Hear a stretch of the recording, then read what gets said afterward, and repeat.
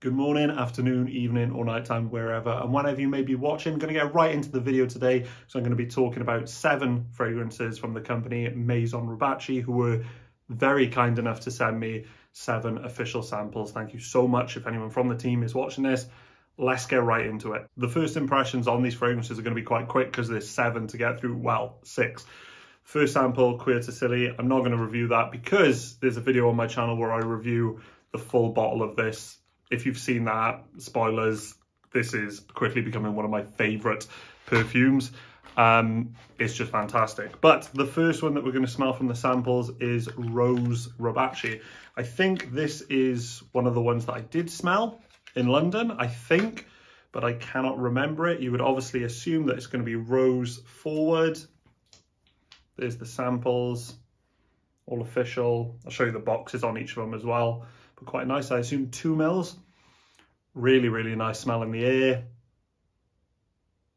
That's my sort of rose, to be honest. It's a little bit reminiscent of Elizabethan Rose by Penhaligon's. And what I mean by that is it's fresh. It's very spring and summer, because sometimes rose can be used like with oud and more Middle Eastern sort of smelling, like more dark, sort of resinous sort of fragrance. But this is very fresh. It gives me a Turkish delight vibe, which, if you know anything about me, my 2 favourite things in this world, well, 1 or 2 favourite things, Turkish delight and mojito. I'm yours. Feed me a bit of Turkish delight, give me a little mojito. Lovely, really, really nice. I suppose some people may find it a bit feminine, but I'm personally happy wearing rose fragrances. Really, really nice. Quite Turkish delight sort of smelling. Very fresh, very bright. But maybe not as pungent as Elizabethan Rose. Elizabethan Rose by Penhaligon's was very strong. This, it's not a soft fragrance. Well, it is a soft fragrance, but it's not loud and in your face. But that's Rose Rebatchi. I do like it. The next fragrance to sample is Bois d'Enfant. Sorry, I'm going to pronounce it wrong. I don't speak French. Bois d'Enfant. I did also sample this one in London, but again, I can't remember it. So let's give it a go. I don't know what Bois d'Enfant means. Is bois wood, maybe?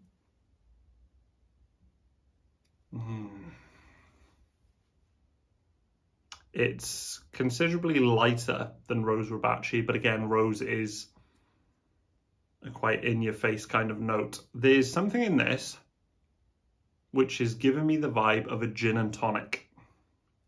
I don't think it's juniper berries. I don't think it feels as dry as juniper berries, but there's something that is... Oh, I dropped the sample. Sorry. It's really nice, maybe like an orange peel. It doesn't smell zesty. It's not like a full-on zest fest. I like that, full-on zest fest. It's not that.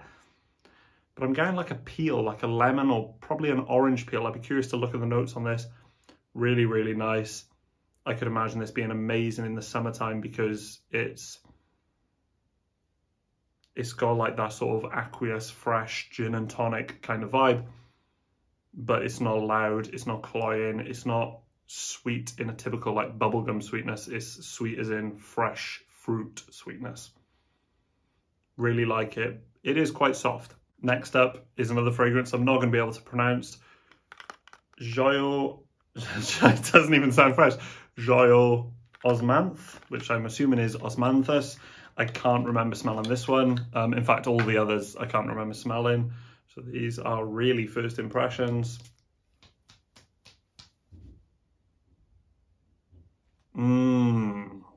That's good. What am I smelling there? It's the most, I would say this is the most feminine one, even more so than Rose Rebatchi, because there's some sort of powder going on here. There's definitely something fruity, again, like Bois d'Enfant. Sorry about the pronunciation. To me, it's like a fruity powderness. I do really like it, but to me, maybe it is leaning slightly too feminine for my liking. Maybe there's a pear note going on, which is very common in, I know, female fragrances. Really, really nice. There's something classical about it, but definitely not old school. It's like got a twist of classical, sort of like a typical French sort of, or like a 80s, 90s kind of fragrance, but that's not what it is, you know what I mean? It's just a twist of it. I do like it. Next up is Faux Patchouli.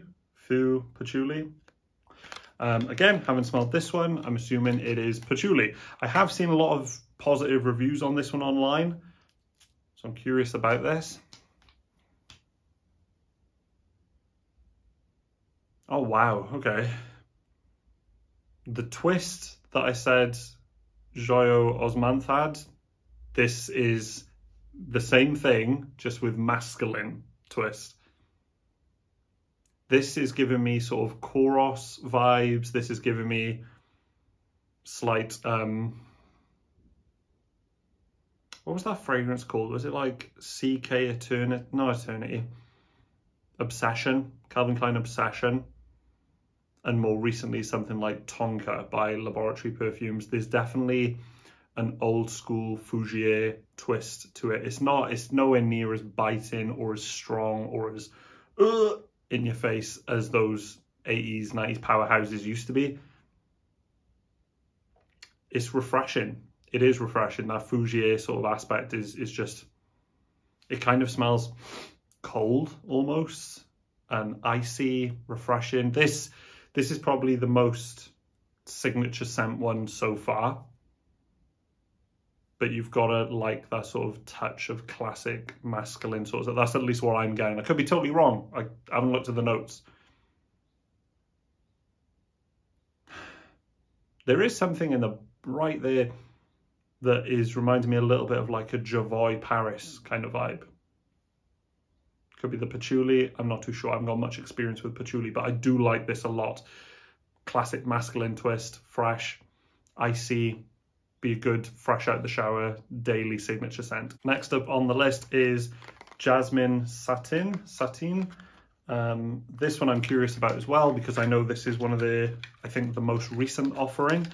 And again, I've seen people say good things about this, but jasmine and white florals don't normally go for me. Definitely white floral. But the thing that I'm noticing with all of these fragrances is that they're very, very well blended. And I say that like it's in a soft kind of way. I'm not saying that they're weak. I don't know the performance. Again, I own the bottle of Queer to Silly, and that performs like you wouldn't believe. That's a 24-hour sort of fragrance. But they're not loud and biting and aggressive. They're just nice, soft. Yeah, this is really white floral. It really like, I sound really pompous, it celebrates the note of white floral. That's what comes to mind though. It just smells very floral to me. I do like it. When I said I don't like white florals earlier, I meant like in the context of Jean-Paul Gaultier's Le Mal and Reflection Man by Amouage. There's something more fresh and outdoorsy about this. Like, this is more natural smelling. This is more believable to be like going for a walk in the woods and smelling jasmine as you're going for a lovely spring walk. I probably wouldn't buy this because, again, white florals I'm not head over heels for. But it is nice. It's very natural, very fresh. And finally, from this sample pack is Musk Panache. The reason I've left this one to last is because I may have bought a bottle of this blindly. I've never smelled it, but it was for a good price and the notes seem up my street. So, moment of truth. I've already bought it now, so hopefully it's good. It sounded nice. I'll be totally honest with you. If I don't like it, I'll say.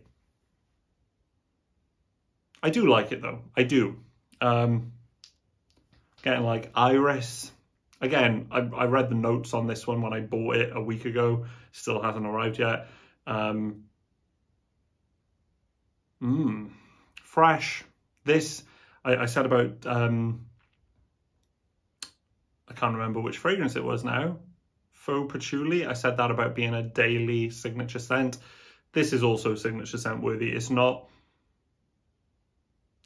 super, super strong in any one direction. It's just a nice overall rounded fragrance. I think I'm going a bit nose blind at this point.